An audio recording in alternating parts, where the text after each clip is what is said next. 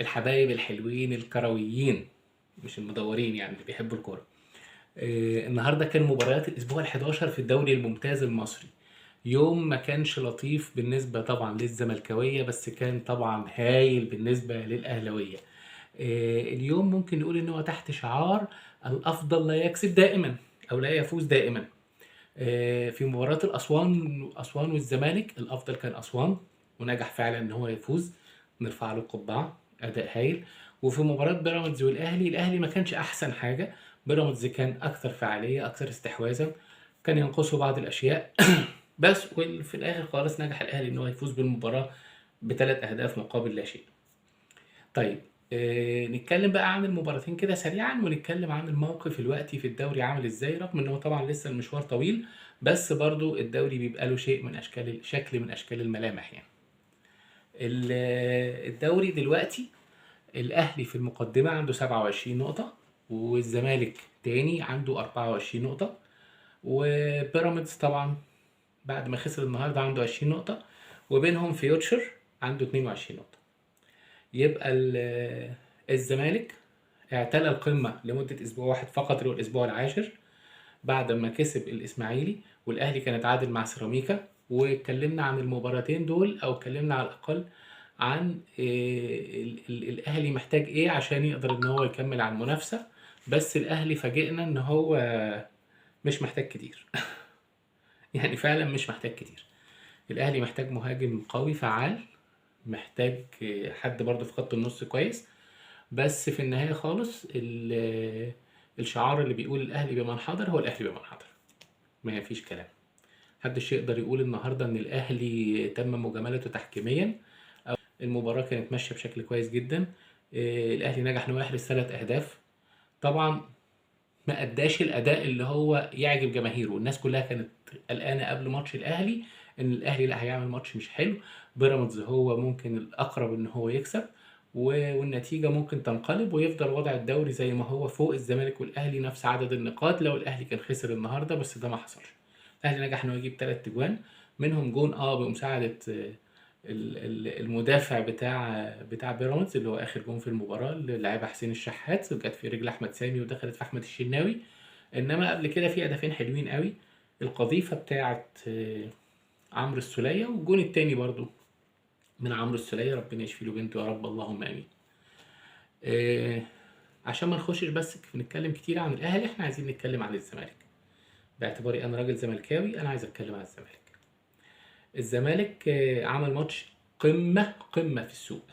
الشوط الأولاني الزمالك ما جاش، جمهوره راح و... واخد مشوار طويل جدا جدا جدا لمؤازرة الزمالك. ودي هي عظمة جمهور الزمالك. جمهور الزمالك ما بيبصش الزمالك فين، مركزه ايه، اخباره ايه، لا انا بشجع الزمالك، انا بحب الزمالك، انا بحب اتفرج على الزمالك. بس الافضل ليا كمان انا بحب اتفرج على الزمالك وهو كويس. بس دايما وابدا جمهور الزمالك في ظهر فريقه. عشان كده اخدوا المشوار الطويل ده 900 كيلو ولا 1000 كيلو من القاهرة، غير طبعا الناس اللي كانوا من أسوان، غير طبعا المدن المجاورة. كان المدرجات بتاع الزمالك مليانة بشكل كويس، الجمهور راح واللعيبة ما راحتش.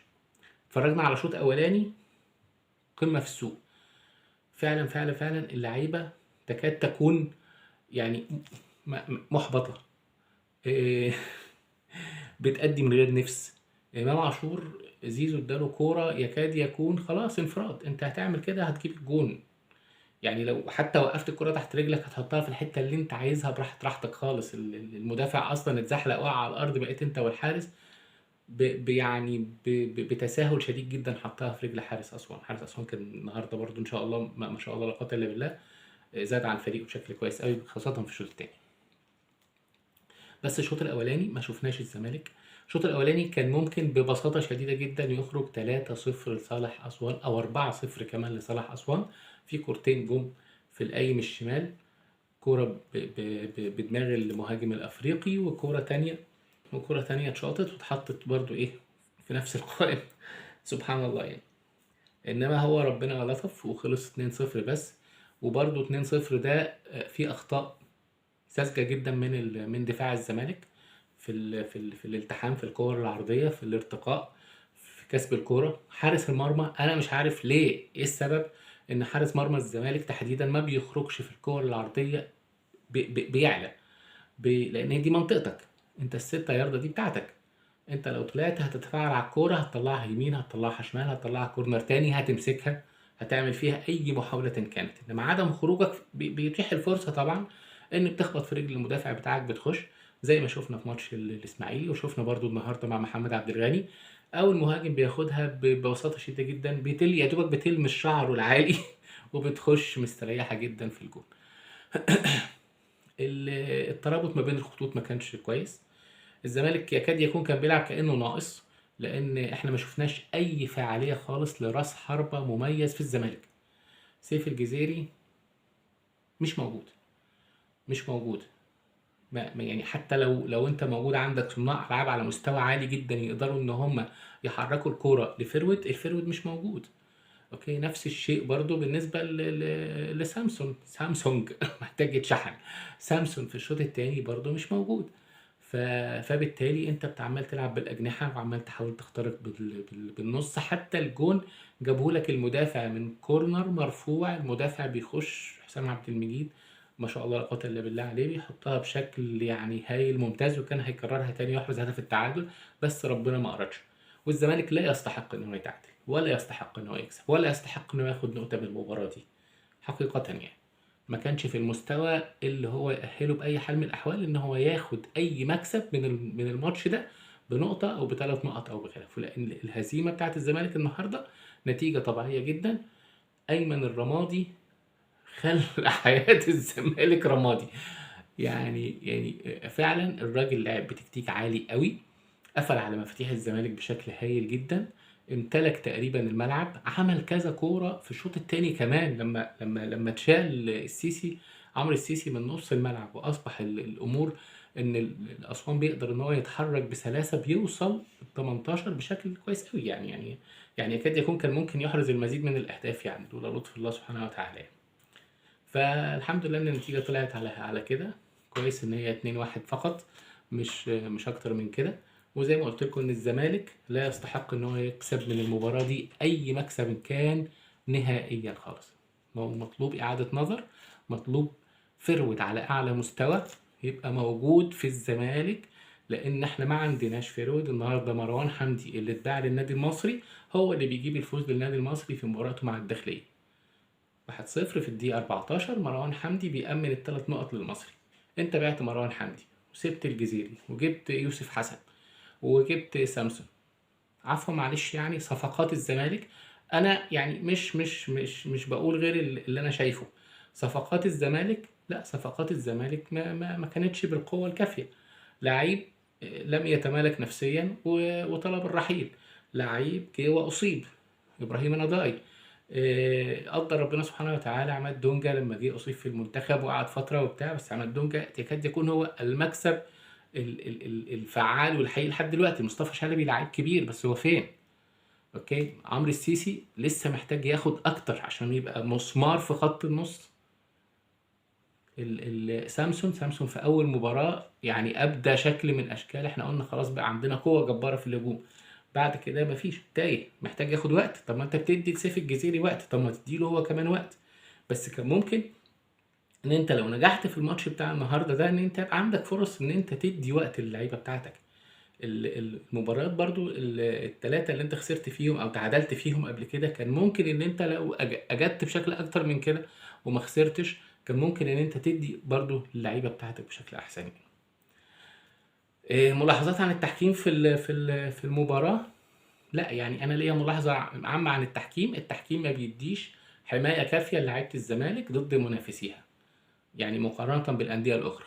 التحكيم بيفرط في حق لاعبي الزمالك في حمايتهم من عنف المنافسين، وده واضح. النهارده التيشيرت بتاع احمد سيد زيزو مقطوع من شده المدافع ليه، ومفيش لا اللاين مان اللي هو سمير او جمال، ما انا مش متذكر اسمه، بس انا عارف ان هو كان له يعني حوار سابق كده ان هو له انتماءات معينه، وده طبعا غلطه مطبعيه قويه جدا المفروض ان هو ما يقعش فيها. اوكي، ما ادالوش ان هو يحميه ويحسب له ما يستحق ان هو ياخده. زيزو تقريبا في طول الماتش عمال يتضرب بشكل قوي جدا، ما خدش الحمايه الكافيه. اخر المباراه كان في كوره الحارس المرمى دخل على رجل سامسون ووقع في منطقه الجزاء. طبعا ما اتعادتش بشكل كافي، ان هي ممكن هتبان ضربه جزاء ولا ما تبانش ضربه جزاء، بس حتى لو كانت ضربه جزاء وحتى لو كانت جت، انا راجل زملكاوي بقول ان الزمالك لا يستحق من هذه المباراه ربع نقطه. محتاج اعاده نظر. مفيش حاجه اسمها مباراه للنسيان. مساله مباراه للنسيان ده كلام. مفيش غلطه في حياتك، غلطه في حياتك وكبوه في حياتك اسمها للنسيان. كل حاجه بتمر في حياتك محتاج ان انت تتعلم منها، وده كوره، ناس بتحبها الملايين كوره يعني ويتفرجوا عليها يعني. فبالتالي لا، يعني محتاج ان انت تدي فيها بشكل اكتر، والكوره بتدي لك بشكل كويس. فالغلطات اللي بتمر بيك انت محتاج ان انت تصححها. الزمالك محتاج تصحيح. فريرا محتاج ان هو يعيد النظر في بعض اللاعبين، محتاج ان هو يعيد النظر في التشكيل اللي هو بيبدأ بيه، محتاج ان هو يدور بشكل قوي جدا مع إدارة الزمالك ان هو يعرف يجيب لعيبة في موسم الانتقالات ده تغطي الاماكن اللي الزمالك بالبلدي كده واقع فيها. طبعا الزمالك في خطر، ده رأيي، في خطر في الاسبوع ال11 على الاقل. فيوتشر بكره ان شاء الله عنده مباراه مع سموحه، لو كسب فيها هيعلى فوق الزمالك بنقطه. يبقى الزمالك كان الاول الاسبوع اللي فات، بقى التاني النهارده، ممكن بكره ان شاء الله يبقى التالت، والله اعلم. الماتش الجاي الزمالك هيلاعب الداخليه والاهلي اللي كسب النهارده، رغم ان بيراميدز كان احسن، كان ماسك كوره احسن، كان بيوصل للجون بشكل احسن، بس الاهلي نجح ان هو يفعل الروح والحماس والاداء بثلاث اهداف وبثلاث نقط يعتلي بيهم القمه ويبعد عن الزمالك بثلاث نقط. ولو قدر ربنا فيوتشر كسب بكره، هيبقى بينه وبين فيوتشر التاني نقطتين. الدنيا شكلها كده في مربع كده، في سخونه شويه. يمكن بيراميدز باعد بس ممكن ان هو يرجع تاني. الاهلي برضو محتاج تامين لاعبين اقوياء في بعض الاماكن. هنشوف موسم الانتقالات ده هيبقى شكله عامل ازاي. وهارد لك للزمالك، يعني لازم تصحيح الاخطاء. مبروك جدا جدا جدا لاسوان، ومبروك للاهلي طبعا، وهارد لك لبيراميدز. ان شاء الله باذن الله في الاسبوع 12، في الاسبوع ال 12 الاهلي هيلاعب انبي النهارده كان بيلعب الاتحاد وكسب 2-1 برضو. والزمالك هيلاعب الداخليه اتغلب النهارده من المصري، والف الف الف مليون مبروك للمصري على الفوز ده. و فمش عارفين بقى الدنيا هتبقى ماشيه ازاي الاسبوع الجاي. الداخليه خارج من هزيمه والزمالك خارج من هزيمه، هيبقى المباراه بينهم كده فيها قوه. طبعا الداخليه مش عايز يستمر في سلسله الهزايم، والزمالك عايز يفوق من كبوته ويبدا يعوض الفرق اللي حصل بينه وبين الاهلي تاني. الاهلي والانبي الاثنين منتشيين بفوز، بس طبعا انتشاء الاهلي بالفوز على بيراميدز اعلى طبعا من انتشاء انبي بفوزه على الاتحاد. هنشوف، وان شاء الله باذن الله لو في فرصه نتقابل تاني الاسبوع الجاي في فيديو. انا بشكر كل الناس، في ناس كلمتني على الماسنجر، في ناس بعتت لي رسائل بخصوص شكل القناه، انا طلبت منكم مقترحاتكم وارائكم، فالحمد لله رب العالمين، جزاكم الله كل خير على التفاعل. ان شاء الله نتقابل في حاجات كويسه، واحنا بنتكلم على الكوره هتلاقونا في وسط الكلام كده بنقول شويه نصايح ننصح بيها نفسنا وننصحكم، وان شاء الله باذن الله يبقى فيها الخير. حتى كان في فيديو اللي هو احنا كنا عاملينه ايام كاس العالم عن الفوائد اللي كانت طالعه من الدور الاول، وكان كلها فوائد احنا اسقطناها على امورنا في الحياه. دمتم دايما سالمين، وان شاء الله باذن الله في انتظار اعجابكم واشتراككم في القناه، ويا رب ويا رب ويا رب دايما دايما دايما تكونوا بكل خير. السلام عليكم.